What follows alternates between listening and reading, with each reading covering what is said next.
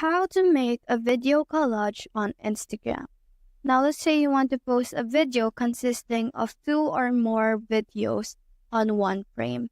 Now all you have to do to make a video collage and post it to your Instagram is to go to this plus button right here.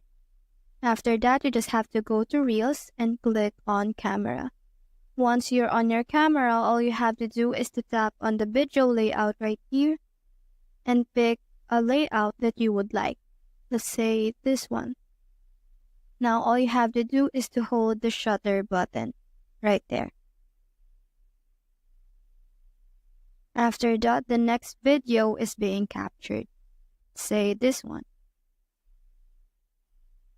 The next thing you have to do is to point the video to another direction. Let's say this one. After that, all you have to do is to hit on check and hit on next. And as you can see, the video has been collaged all together. Now you can edit it as a normal reel. You can add music, text, stickers, or filters. After that, you just have to hit on next and post it or share this to your Instagram. So that's how to make a video collage on Instagram. Hope we help.